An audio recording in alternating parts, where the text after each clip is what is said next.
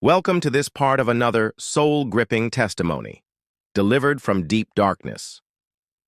This testimony may have visually disturbing scenes, therefore viewer discretion is advised. Please note that this is just one part in a series of videos of this particular testimony, so if you have the stomach for it, feel free to check out the entire playlist, Delivered from Deep Darkness, here on this YouTube channel. How does Master Jesus respond to such wickedness? Look at these two scripture references referring to Master Jesus Christ. The people who walked in darkness have seen a great light. Those who dwell in the land of the shadow of death, upon them a light has shined. Isaiah 9:2.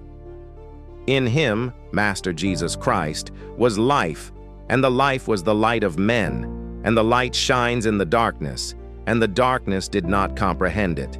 John 1:4-5. The Isaiah 9:2 is about the great light, Master Jesus coming into a nation covered with layers upon layers of darkness. The people were covered in this darkness. The light came to break the grip of darkness. The second reference in John makes it clear that as man embraces the life of Master Jesus Christ, that life becomes light in them that then shines in darkness. It is light that is powerful enough to frustrate all the works of darkness. It was not until I began to embrace that life of Master Jesus Christ that I understood this mystery. There are spiritual men with such a greater light that their coverage is an entire territory. I encountered such men in my work as a guardian master, and I wanted to know their secret. Though I despised Christians, and I thought they were weak, there was a brand of them that were a mystery to us. I wondered why all the men of light coverage were only Christians. I kept asking why we were commanded to stay away from their area of coverage instead of attacking them. These men easily took over and controlled the spiritual atmosphere in territories for a period.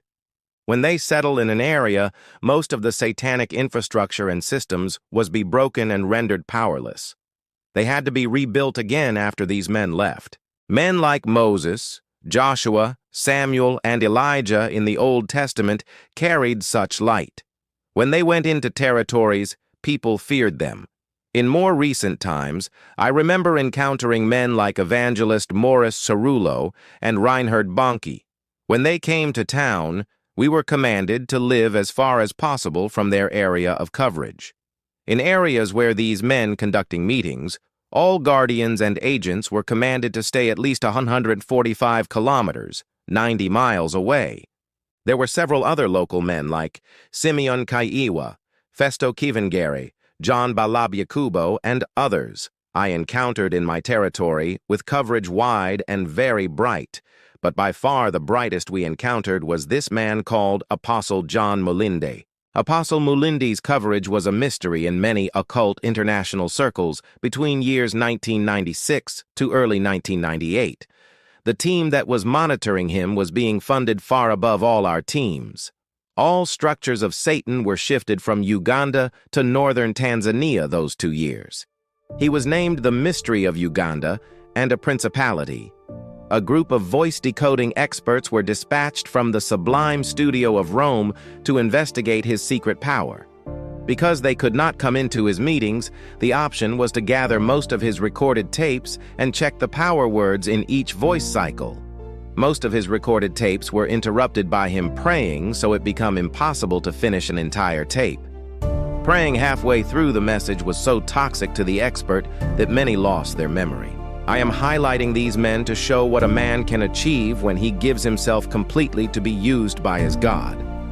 Now, if only one can so devastate the works of Satan, imagine a community of believers loving each other, united and focused. Such a group can easily destroy and dislodge Satan and his cohorts from the nations of the earth. I hope now you can see why Satan fights to keep the church divided and fighting each other. Those who belong to secret societies, higher power worshippers, or Satanists could rule and control territories by a ruling prince.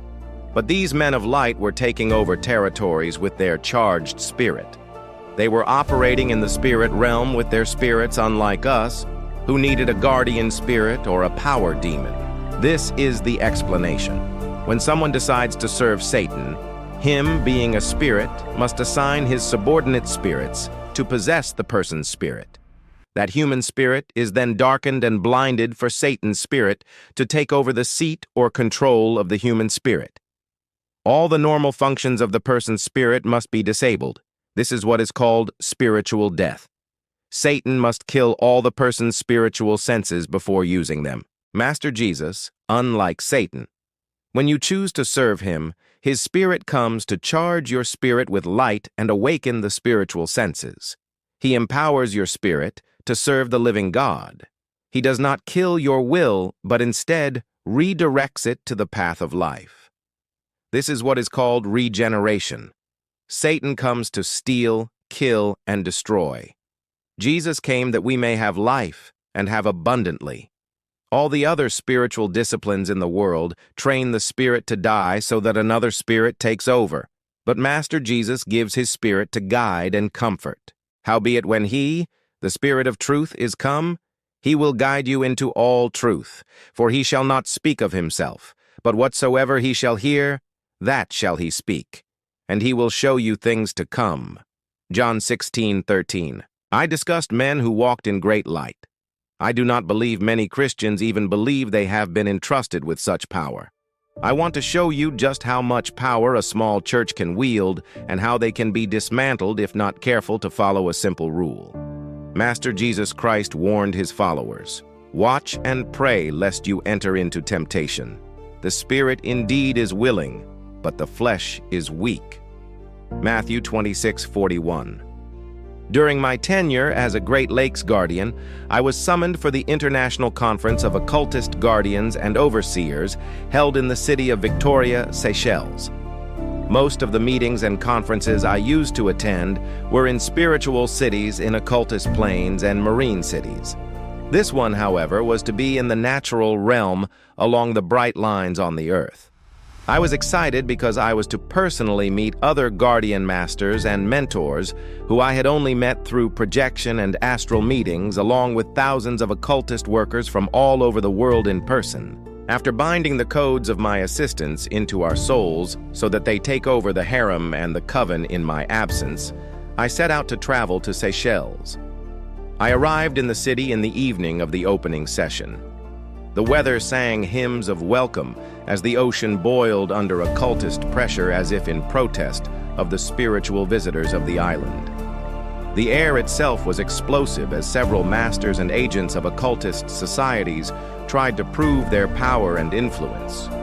I could tell that several unsuspecting inhabitants of the island and tourists were affected by multiple manipulations of the power. Some of them would become insane or taken captives by these agents forever. Most inhabitants were now turned into spiritual horses for the occultists to ride on. Others were temporary host of entities which could not be accommodated by the agents and brides. The atmosphere was exciting, but also terrifying. Even the sorcerers were subject to psychic manipulation victim, as every arrival tried to test the codes of those participating. You could be easily disarmed and taken as a slave by other societies present. The chief masters had to command everyone to cease their manipulations and projection to have their natural state to participate in the conference. There was much chaos in the realm, and one had to be on guard full-time. The occultist world operates on competition, intrigue, and suspicion. You had to watch all your gates and codes while you interact with fellow witches, warlords, master and sorcerers. Such meeting where werewolves, ghosts, mermaids, and jinn were to interact freely with human. One had to take extra precautions. You know such beings hate humans, though they partner with them when necessary. They are extremely evil and lack human traits of love and allegiance. I kept wondering why such a conference was to take place in this lower realm of humans. Was it safe? Could we trust human governments with our security? I tried to project into the esoteric vault of information of our society and other societies. They were all sealed, preventing any illegal access to information. The Vatican Achieves and the inter-occultist Achieves of Malta and Hawaii were manned by unfamiliar power beings.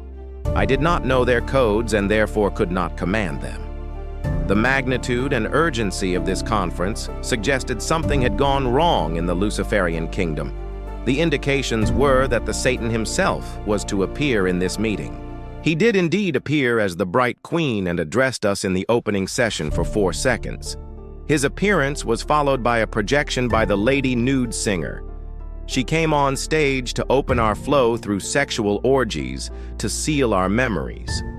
Anyone who participated in these manipulations would not remember any details of the conference afterwards. Before I knew it, I was addressing the conference about Uganda. This was at the subconscious level and was beyond my training, understanding, and/or ability. I had been manipulated to such a level that Satan was using my spirit as a torch to address the conference about Uganda. All the spiritual activities in the nation of Uganda were reported by my spirit in about 3 seconds. I was reporting on the spiritualists and their activities and on the churches and their activities. Suddenly, when I mentioned a certain small church and the unknown pastor of that church, all the lights of every participant went off, and the entire conference went into pitch darkness for a full cycle of a second. Everyone in the meeting was terrified. Never had they seen such a display of power. They tried to check my allegiance seals to ensure they were still in place and unhampered. I appeared as a traitor among them. Several jinn tried to release fire to create strong spiritual lines to protect the realm as they felt threatened. With the mention of the pastor's name, the realm was infiltrated by another power strong enough to disrupt and destroy the meeting. Jinn are marine Nephilim spirits that carry a human soul. They are used to carry out human-like activities. Let me explain the mystery of this power that infiltrated the meeting. There is a place in intercession where Master Jesus puts his name upon a man. When that man's name is mentioned, it is the name of Jesus that is manifested. This pastor's name was hidden in the name of Jesus. This small church and its pastor was the reason for this conference. We could not meet in the astral planes because that small church had interfered with different lines of astral travel. Several guardians had died or were captured in the realms by foreign powers. Angels, who we called foreign agents, had destroyed or captured many agents of darkness at that time because of the powerful prayers this small church was releasing into the spiritual realm. I was commissioned to break this church and deliver this pastor to Satan, as it was in my realm of authority. The church had only 20 members and was in Bombo, a town 20 kilometers, 12.5 miles, away from Kampala. It was operating with a power that I later understand to be pure love of each other and deep communion with Master Jesus Christ. The light they were emitting practically shut down several occultist towers. These towers operate like cell phone towers that allow phones to communicate with each other.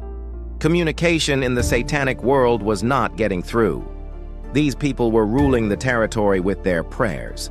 My mission was to interfere and break the rhythm or power of this church within 21 days. This peasant pastor and his 40 members were given an assignment to meet and pray every day from 3 p.m. to 6 p.m. for 90 days. They had to stand in a deep covenant of love for each other. None of the members could be late or miss any of the session. They agreed and faithfully completed 65 of the 90 days before the generals of Satan were summoned from all over the world to gather about them. Please keep in mind that this was a 40-member church in a poverty-stricken part of Uganda. They had a small hall and some traditional drums. Every day, they faithfully gathered and promptly began to beat their drums and pray at 3 p.m. and did not permit any interruptions or distractions until the daily assignment was finished. To this day, I wonder if they understand the authority and impact they had in the spirit realm. That impact expanded with each day's obedience to the mission. Just the mention of this pastor's name temporarily shut down the conference filled with Satan and his generals. If they were allowed to finish their covenant season, they would have sealed all gates of Hades for at least 70 years.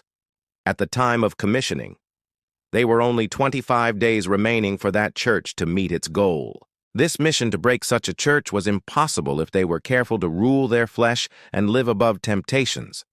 So serious was the task that it required me to stake my mother and my 3-year-old son's life. They would suffer a violent death should I fail this mission. I knew it was a suicide mission which could result in my death or capture. But also, I knew if I won the battle, I would be elevated to a continental guardian. To prove the significance of this mission, its budget was set at $520,000 for the period of 21 days, with a provision of more $300,000 more should I need extra funding. This was the highest I had ever heard of, apportioned to a single mission within that short time. This was almost 80% of my annual allocation. It was now available for me for a 21-day mission. Without a moment to lose, I immediately returned to my base to investigate the power of this pastor and his little fellowship. I kept wondering how such a group could operate in my zone without my notice. Their God had covered them so I could not trace them, or they were operating in a higher realm of light that I could not access. That fact alone bothered me. The battle ahead was going to require everything. Surprisingly, on return, one of my mermaid assistants had investigated that fellowship and had all the needed information. Their power was in the covenant of prayer which they had at that time fulfilled perfectly. They had vowed to meet every day at 3 p.m. without fail for 90 days. They agreed that should one of them fail to come or miss the time even by a second, the covenant would be null, and they are to start again. They had kept that covenant for 65 days. Their power was based on a simple promise. Again, I say unto you, that if two of you shall agree on earth as touching anything that they shall ask, it shall be done for them of my Father, which is in heaven. For where 2 or 3 are gathered together in my name, there am I in the midst of them. Matthew 18:19-20. We checked their sincerity and found nothing to use against them. Master Jesus Christ was with them, and in every meeting they were rising higher and higher in the realm of the Spirit. One of my assistants tried to project into their meeting and died on the way. This fellowship was like a powerhouse, charging other brethren all over the world. They were unstoppable, doing great exploits for their God.